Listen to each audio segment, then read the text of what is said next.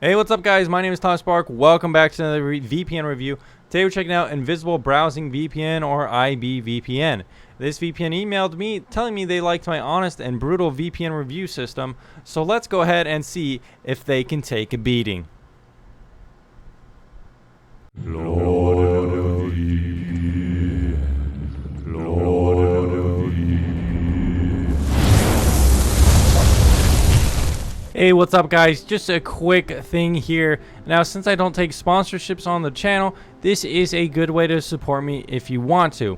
If you've never heard of Brave, it is basically one of the most private, secure browsers out there. It's based on Chromium, which is open source Google Chrome, so you could easily move from Google Chrome to Brave browser. You can use the same extensions, the same add-ons, the same bookmarks, and everything.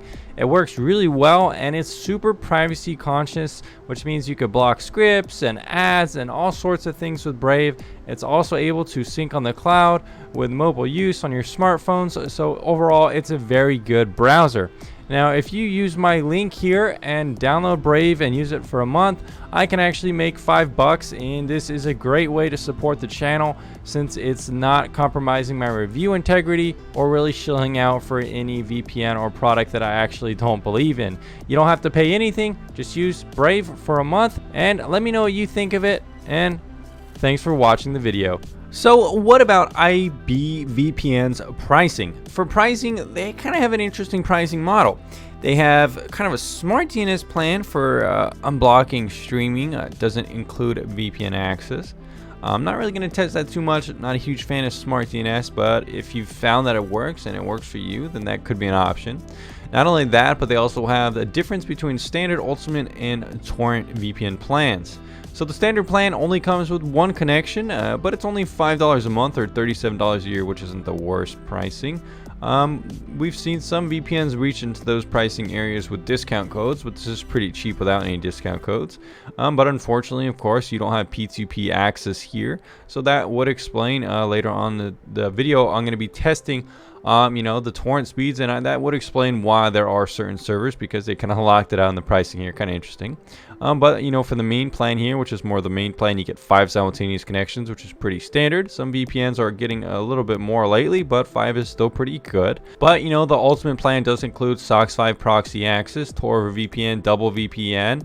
Some of these things aren't completely necessary, but I do like to see SOCKS 5 proxy access included, and of course, all these things. So this is pretty much a standard plan, so it's going to be $11 a month or around $60 a year. I do like that yearly price. $60 is pretty much exactly what I'm looking for in a yearly VPN with everything included. That's pretty much, the cheapest you're going to get if it has streaming compatibility. We've seen that from TorGuard, Viper VPN, some other VPNs. As well, go for around $60 a year with everything included is a good price. You do have the option to go for torrent VPN, which is going to give you P2P access, but only have one connection available. You also don't get these kind of special security servers. I do think this is a good option here. Of course, you're also going to be missing out on it looks like some of the access here to some of the browser add-ons as well as Stealth VPN. But if you don't need any of that stuff, some of these extra security features, you're not going to be using on too many devices. This is kind of an interesting pricing plan as well, $5 or $37 a year. Overall, I would like to see this monthly price be a little bit cheaper. I would like to see it around, maybe $8 to $10, not so high as $11. However, $60 a year is a pretty good plan. It's not quite clear here exactly if you can, get different commitment models. So you can get 6 months. I do like that. Very nice. Not every VPN will offer 6-month plan, so I do like that they're giving you that option here as well. Overall, these all seem to be pretty fair commitment plans and fair pricing plans, not steering you into one or the other. I think definitely probably a 6-month plan is probably going to be the best bang for your buck. However, if you're ready to commit to this VPN provider, usually I recommend trying 1 month, and then going for the yearly price if you like it. We do have some information down here, and we do have information about they accept debit cards. It looks like they do accept cryptocurrencies, which is good. One of my favorite things about this VPN is they actually have a free trial test for 24 hours. So not every VPN has a free trial. Very few actually do. I actually quite like that, and it's completely free. You don't have to enter that much information, just a basic email, and you can get it set up and going and testing it out. Very nice, and it's going to give us some bonus points in my opinion. Even some of the best VPNs out there don't offer free trials. Some VPNs do offer kind of free services to kind of get you to subscribe to their main service, but it's not very common to see a free trial to a VPN service that is mostly kind of in the paid niche. Okay, overall, this is what ibVPN's application looks like. It's kind of interesting here because it has kind of like a setup wizard that can let you set up specifically for the way you want it to be. It's kind of interesting here. I've never really seen a setup wizard per se, so it will kind of configure the settings for you. I actually think that's pretty cool. I could see TorGuard VPN taking advantage of something like this because they have a lot of settings and configurations you could take advantage of, but a lot of people don't really know how to do it. It's still good to use just as the default options, but I think a cool wizard like this could be actually something they could look into. So I do like this kind of wizard feature here that kind of configures things for you based on your use case. We do have a lot of protocols options here to choose from as well. LT2P, SSTP, some of these older ones. IPsec is very good to see.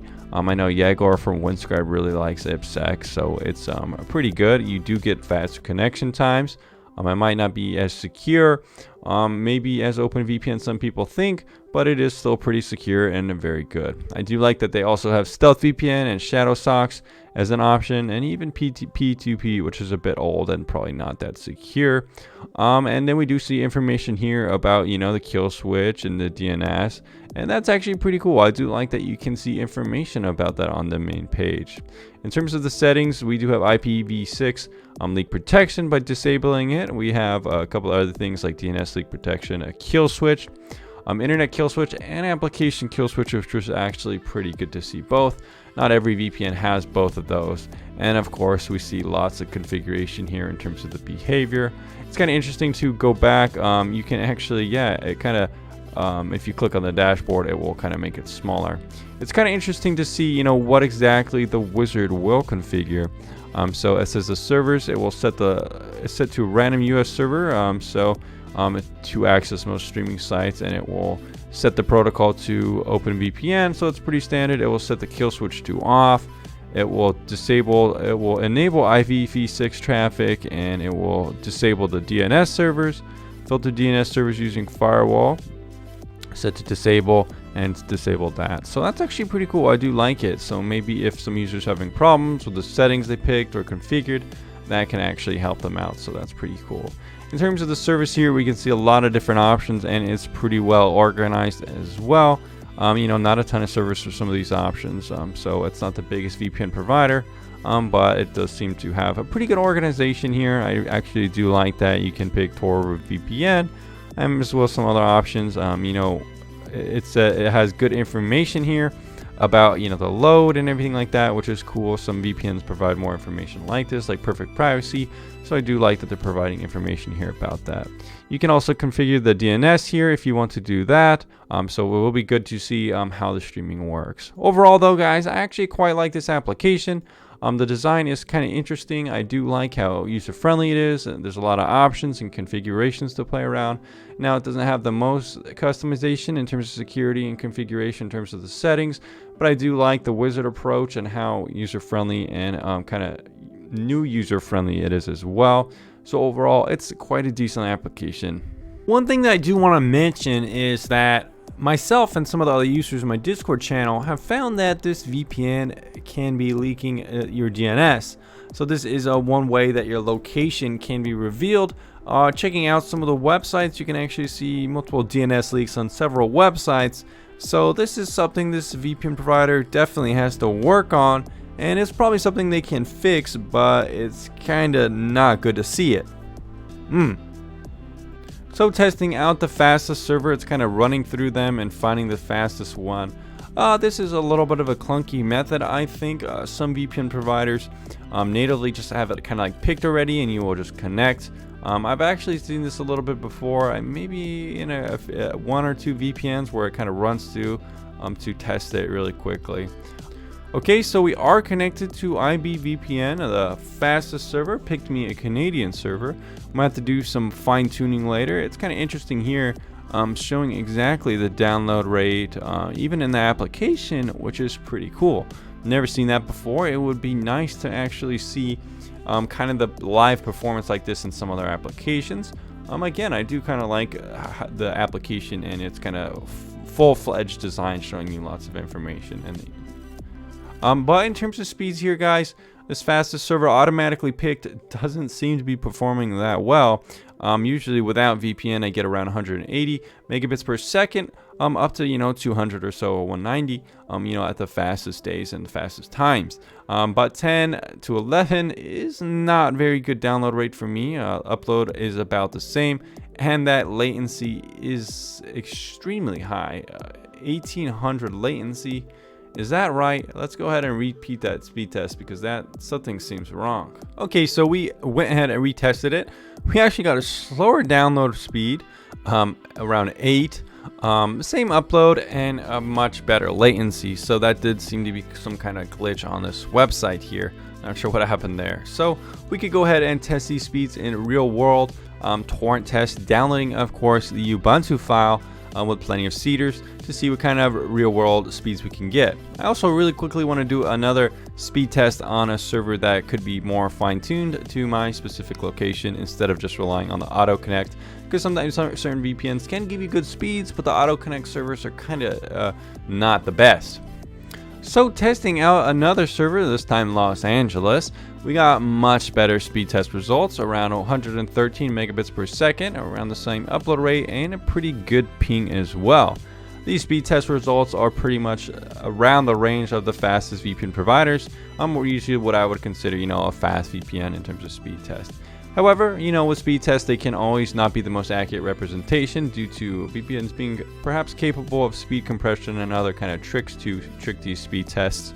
So we could go ahead and do a real world torrent test right now after getting a somewhat better, actually pretty good speed test result with this server.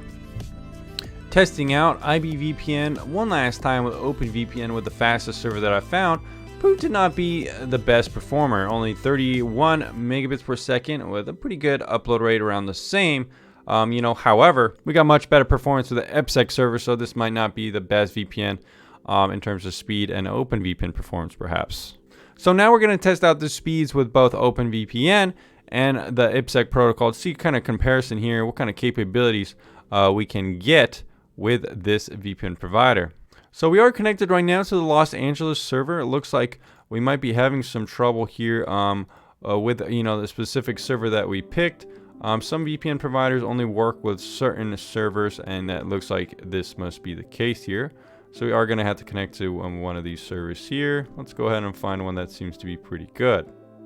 Okay, now we are connected to this OpenVPN protocol with the Canadian server for torrenting. And we're actually getting very good speeds here. We were getting around 9 to 10 megabytes a second, which is probably among the fastest VPNs I've tested. Some of the fastest VPNs are ExpressVPN and TorGuard, which all go from a 9 to 11 region. And it looks like this VPN is actually in the same area. So this could be one of the best VPNs for torrenting. Interestingly enough, using ibSec or IKV2 for torrenting didn't actually get me good speeds. So using IKV2 for speed test got me better speeds that way, and ibSec, but using it for torrenting got me worse speeds. So I would probably just stick with OpenVPN here. Seems to get better, more reliable speeds for torrenting. So there you go. So doing more speed tests and testing out this VPN more, I have kind of mixed feelings about the speeds here. On one hand, we get excellent torrent speeds, among the best. However, a lot of servers that I connect to aren't really that fast. Some are extremely slow. Some others are actually quite fast. The auto connect feature isn't the best. Sometimes connecting with different protocols seems to impact the speeds as well. And sometimes connecting to the same server later on seems to make the speeds not that good in speed tests. Overall though, the speeds here are kind of mixed, and I've also kind of felt low speeds when even browsing, maybe some high ping or something like that. So overall, the speeds here are kind of complicated. They can be really good, they can also be really bad. So I kind of have to just give this a speed test kind of a middle of the line. So ibVPN actually has a pretty good privacy policy. Reading it through in summation and reading the full account of it, has a pretty good no logging policy. They say they do not collect any information while you're using the VPN, smart DNS, or proxy services, which is exactly what you want. You don't want a VPN that is collecting anything like bandwidth logs, connection logs, any forms of logs is not ideal. Now, you can argue all day about what they're going to do with these logs, of course, if it's really that dangerous to your privacy, but why settle for a VPN that collects logs when you don't have to, when there are VPNs that don't collect logs? Now, there is a certain amount of trust involved when trusting a VPN if they log or not, because it can't really be verified. There have been VPNs like IPVanish and stuff like PureVPN, which have been caught logging and giving information up to, spy agencies to track down criminals. But there is a certain element of trust here. But ibVPN hasn't really been on the radar for doing anything sketchy. So for now, I think they're okay to trust, and they have a pretty decent privacy policy, not collecting any logs or anything like that. So overall, pretty good. One thing I do want to mention here, kind of about the reputation, is they do seem to be a pretty transparent VPN provider. I do like they say they're not the kind of company that claims to be located on a tiny sunny island in the middle of the ocean, while the offices are actually in the middle of a city jungle in the countries like the UK, US, or China. All our applications, operations, and even the support are run and performed from offices located in Transylvania, a well-known region in the heart of the Baltic country of Romania, part of the European Union. So that's very cool, and they are throwing some shade at some of the other countries like ExpressVPN and NordVPN and some other VPN providers that have bases in Panama and the British Virgin Islands. So that's kind of funny and kind of cool. Overall, I quite like this VPN's reputation so far. Another cool thing about this VPN provider is the fact that they have a pretty fair affiliation platform. Now, if you're not familiar with the affiliation, basically the way it works is if you click on my link, I will get around a certain cutback for reviewing it in order to monetize my content. So basically the way it works is I would get 25% of the sale. And I think this is a very good percentage. Some VPN providers have way too high commission rates, which makes the review industry not very transparent and accountable.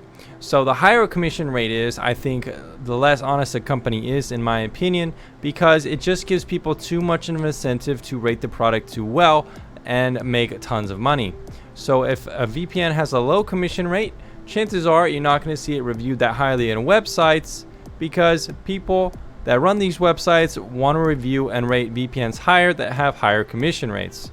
So VPNs like Torguard VPN, AirVPN, and a lot of other VPNs out there with lower commission rates, as well as now ibVPN, have more fair commission rates that promote more honest reviews and more honest content. But these reviews can also be more negative, and you might not see that many people talking about this VPN because there isn't as much of a financial incentive to do so. Pretty interesting. So ibVPN doesn't seem to have any support around here. No live chat popping up. They do have a support center. Get started by, you could do that. Knowledge base, contact, and the FAQ remote system. You can actually schedule an appointment, which is quite cool. Not too many VPNs offer remote assistance, which I like. So we could contact them and, see how quickly they respond. It does look like they have live chat. Kind of interesting, that's not down there. If you do click on it, it doesn't seem to be working. So I guess maybe they don't have it active all the time, but perhaps sometimes. Could be worth looking into. Let me know down in the comments down below if you find ibVPN has live chat active when you go to the website. Testing out ibVPN with Netflix does prove that it does work, so very good to see. Let's go ahead and see if it can work with other streaming providers. Testing it out with Hulu does seem to be working as well. Very good to see. All I had to do was connect to a US server, Los Angeles 1, and it just automatically worked. Testing out ibVPN with Prime Video, actually see it working as well, which is actually quite impressive. There's not that many VPNs that can work with Netflix, Hulu, and Prime Video alone. Let's go ahead and see if it could get 4 for 4 or 5 out of 5 in this category for working with BBC iPlayer. We're going to have to connect to a UK server to get it working. Testing out BBC iPlayer with ibVPN, unfortunately did not see it working, which is too bad. However, 3.75 out of 5 is still very strong for stream compatibility and better than a significant number of VPNs out there. Alright guys, thanks for making it to the end of this ibVPN review. So this is kind of a complicated VPN review in some ways. Overall, the pricing system was pretty good. I think $60 a year for access to 3 streaming services included, including proxy and some of these extra security features, is a pretty solid deal. I do like that they have a free trial as well. However, there are some cheaper VPNs out there that work with a little bit more streaming services, so that's why I only got 4 out of 5. Overall, the application has very good design and usability. I really like the wizard, and I think that some other VPNs can actually implement that kind of interface, kind of customization, walkthrough mechanic. And in terms of the DNS leaks, they did hurt the application quite bad. There aren't that many VPNs that do have DNS leaks, so hopefully ibVPN can get that fixed and let me know, and I can update the application section later on. In terms of speeds, ibVPN is also kind of weird. Sometimes it's really fast in terms of speed test, sometimes it's really slow. Admittedly, for torrent tests, it performs very strong, but overall, using some websites, it felt like kind of laggy. Sometimes things wouldn't download correctly, so it's kind of a mixed bag for speeds. Reputation, on the other hand, is very strong. They have a good no-log policy, and I do like the transparent text on the website outlining the company's mission, where they're from very clearly, and not having the need to have some kind of, apparent shell company. I do like the reputation. Customer support, 3 out of 5. It would have gotten 2 out of 5 for not supporting live chat. However, it does support live chat, just didn't seem to be very active. Let me know down in the comments down below if you ever talked to their live chat. Otherwise, streaming compatibility, 3.75 out of 5 for working with 3 out of 4 services, making it a 3.62 out of 5 at VPNtierlist.com. Overall, 9 out of 33 VPN providers makes it a very strong option to choose, just with all the caveats I mentioned. Alright guys, thanks for checking out this review, and I'll see you on the next one. Tom Spark out.